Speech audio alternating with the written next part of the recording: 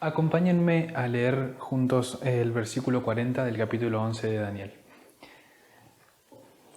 Dice lo siguiente: Pero al cabo del tiempo, el rey del sur contenderá con él, y el rey del norte se levantará contra él como una tempestad, con carros y gente de a caballo y muchas naves, y entrará por las tierras, e inundará y pasará.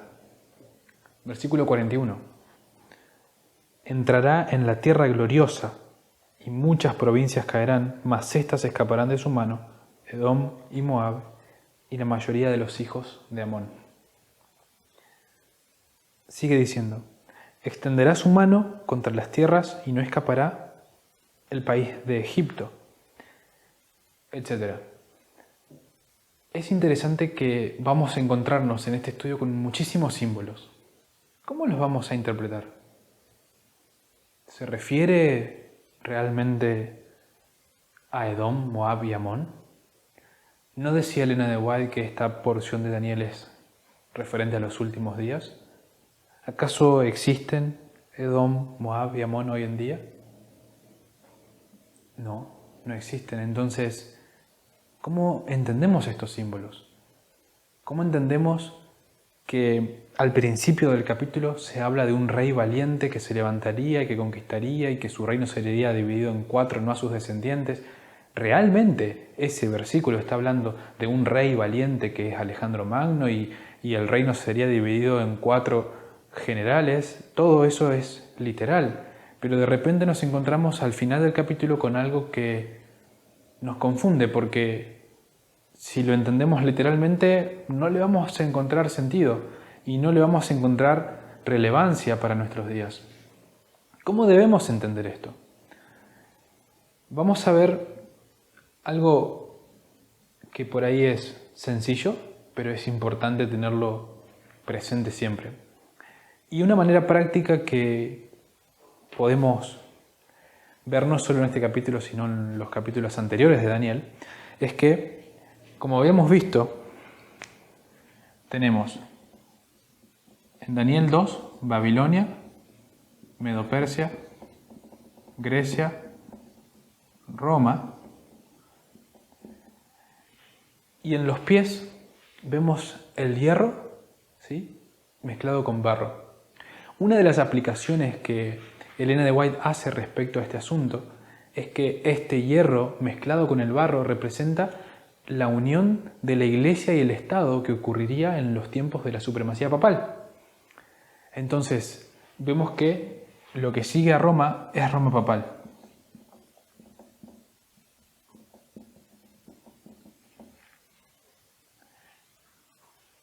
Entonces, esto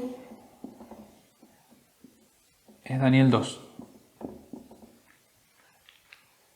Y hay una particularidad. Babilonia, ¿cómo se veía en la realidad? Era un rey que tenía un territorio y gobernaba sobre ese territorio. Lo mismo los medos y los persas. Un rey, un monarca que gobernaba sobre cierto territorio, conquistaba. Grecia lo mismo, Roma lo mismo. Pero de repente los pies de la estatua representando a Roma papal ya no es lo mismo, porque no vemos un reino gobernado por un monarca que tiene un territorio específico. Y esto se acentúa todavía más cuando vamos a Daniel 7, ¿sí? Tenemos un león, un oso, un leopardo, una bestia terrible y espantosa y un cuerno pequeño. El león representa al reinado de Babilonia, el oso el reinado de Medo-Persia, el leopardo el reinado de Grecia, la bestia terrible y espantosa el reinado de Roma, pero de repente, cuando llegamos al cuerno pequeño, vemos que no es lo mismo. Es un reino, pero es de una naturaleza diferente a los anteriores. En Daniel 8 tenemos el carnero, tenemos el macho cabrío y después tenemos un cuerno pequeño, que en ese caso está representando tanto a Roma como a Roma papal. Pero vemos que ese cuerno pequeño tiene en parte un periodo de tiempo en el cual es un reino que realmente está gobernando un territorio del norte, ¿sí? Pero después tenemos la supremacía papal. Entonces, ahí vemos una transición. En Daniel 11, si seguimos la estructura del texto, si seguimos la narrativa, vamos a encontrarnos con que viene hablando de reyes de Grecia, de reyes del imperio griego del norte y del sur. Después empieza a hablar en un punto de la historia, a partir del versículo 16 aproximadamente, empieza a hablar de Roma, del imperio romano. Continúa hablando de Roma. Y a partir del versículo 30 vemos que hay una transición de Roma imperial a Roma papal. Y vemos que lo que empieza a describir ahí ya no tiene un significado literal, ya no es un rey literal, no es un territorio literal, sino que empieza a ser todo simbólico. Y hay algo interesante. Primera de Corintios 15, versículo 46, nos dice nos da una pista, ¿sí? Nos da una pista interesante de cómo aproximarnos a las Escrituras. El texto viene hablando del primer Adán y del postrer Adán. Y el texto dice que el primer Adán tipifica al postrer Adán. Y el versículo 46 dice: mas lo espiritual no es primero, sino lo animal, luego lo espiritual. En vez de animal podríamos decir literal. Lo espiritual no es primero, sino lo literal. Después viene lo espiritual. Y es algo así como estudiamos Daniel 11. Y es interesante que vemos que esta transición del literal a simbólico en todos los capítulos de Daniel se produce en ese momento en el que existe la transición de Roma imperial a Roma papal. Entonces, a partir del versículo 30 vamos a ver que los versículos tienen un lenguaje simbólico y que nosotros debemos interpretarlo de esa manera. Entonces, acá tenemos un mapa. No es exacto, pero creo que se logra entender. Este es el mar Mediterráneo, ¿sí? Este es el mar Rojo. Acá tenemos a Egipto.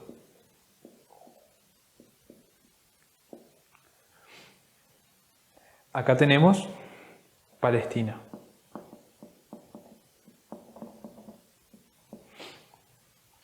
¿Quién es el rey del norte? ¿Quién es el rey del sur? Cuando vamos a la parte literal del texto, vamos a encontrarnos que siempre que el texto está hablando del rey del norte, se refiere a quien gobernaba toda esta región. ¿Sí?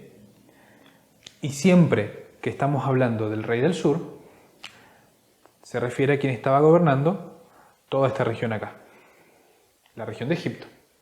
Entonces, por ejemplo, cuando el texto está hablando del rey del norte y del rey del sur, siendo estos Seleuco y Ptolomeo, vemos que acá está el imperio seleucida y acá el imperio ptolemaico, ¿sí? Y a medida que avanza la historia, esto va cambiando. Entonces, rey del norte, rey del sur, ¿en relación a qué? ¿Respecto a qué? Ya habíamos visto en el video anterior que hay ciertos elementos principales del texto. Y uno de ellos es la tierra gloriosa. La tierra gloriosa que leímos hace un momento en el versículo 41 de Daniel 11, también aparece en el versículo 16, por ejemplo. Y esta tierra gloriosa justamente hace referencia a Palestina, porque ¿qué es lo que había en Palestina? En Palestina había una ciudad muy importante donde estaba la capital del pueblo de Dios y el santuario, Jerusalén. Entonces, el rey del sur y el rey del norte, si vemos la estructura y la narrativa del texto, vamos a ver que siempre es en relación a la tierra gloriosa. No necesariamente porque habiten al norte, exactamente, sino porque es un imperio que gobierna esta región. Y si ustedes ven, todo el capítulo está narrado en un modelo de guerra, ¿sí? Siempre es ejércitos contra ejércitos. Siempre está hablando de ataques, de sitios, de todo un lenguaje de guerra. Entonces vamos a ver que cada vez que un ejército se acercaba a Jerusalén desde el sur, lo hacía, por supuesto, por acá.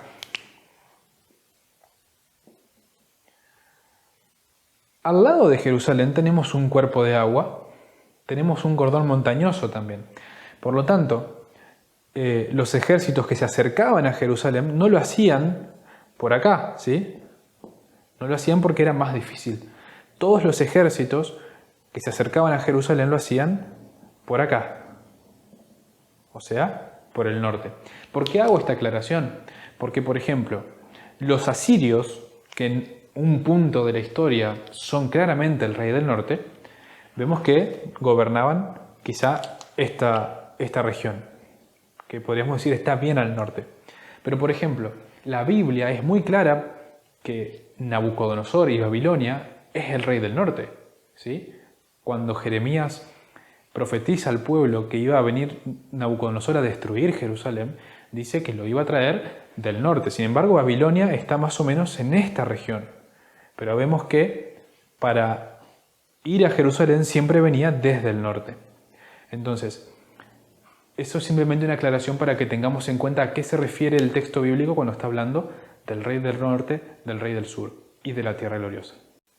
En síntesis, y ya para ir concluyendo este video, vamos a utilizar esto como un parámetro. Pero va a llegar un momento en el que esto ya no va a ser un parámetro. Porque, por ejemplo, todos podemos coincidir en que el cuerno pequeño representa el papado. Pero, ¿dónde está el papado? ¿Dónde está la sede del papado? Está muchísimo más acá, fuera de esta pizarra, en la parte de Italia. Entonces, no es el rey del norte porque no gobierna esta zona. Pero ¿por qué decimos que es el rey del norte? Porque tiene las características espirituales del rey del norte. De la misma manera, nos vamos a encontrar con que el rey del sur, que en teoría debería gobernar esta región, ya cuando llegamos a un periodo de tiempo que es más allá del periodo de tiempo en el que gobernaba el Imperio Romano, que es ya durante el reinado del hombre de pecado o del inicuo o del papado, el rey del sur tampoco va a ser un rey del sur literal, porque no podemos mezclar lo simbólico y lo literal. Porque si comenzamos a mezclar lo simbólico y lo literal, vamos a llegar a conclusiones completamente erradas, ¿sí? Por ejemplo, ¿qué pasa si seguimos interpretando literalmente? Hay muchas personas que creen y afirman que el cuerno pequeño no es el papado, sino que el cuerno pequeño es Antíoco Epífanes. Era un gobernante de la dinastía seleucida, ¿sí? ¿Por qué? Porque el texto, si lo aplicamos a lo que Antíoco Epífanes hizo, a su obra, vamos a ver que el texto aparentemente encaja perfectamente. Pero no es así. Debemos interpretarlo espiritualmente. Por más que el cuerno pequeño no representa un poder con un rey y un monarca, es el poder papal. Lo mismo, el rey del norte, a partir del versículo 30, por más que no representa a un rey como Seleuco o como Nabucodonosor, es el rey del norte.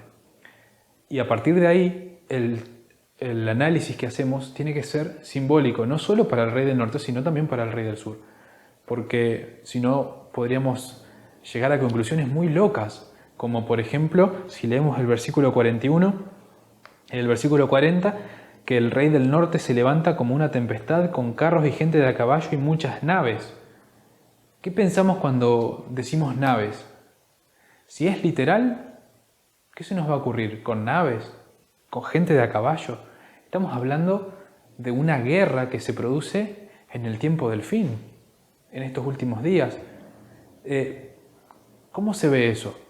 Si lo tomamos literal, podríamos llegar a conclusiones totalmente erradas, y no solo eso, sino que si empezamos a mezclar, vamos a pensar que alguien que gobierna esta región va a atacar al rey del sur que gobierna otra región que es espiritual, y entonces vamos a empezar a mezclarnos, y eso está condenado por la Escritura. La mezcla de medidas es abominación para Jehová. Entonces, a modo de conclusión, a partir de que comienza a gobernar el hombre de pecado o el papado, todo pasa a ser simbólico, tanto el rey del norte como el rey del sur. El rey del norte ya no va a ser alguien que gobierna esta región, y el rey del sur ya no va a ser alguien que gobierne esta región necesariamente. Vamos a seguir profundizando más en los próximos videos.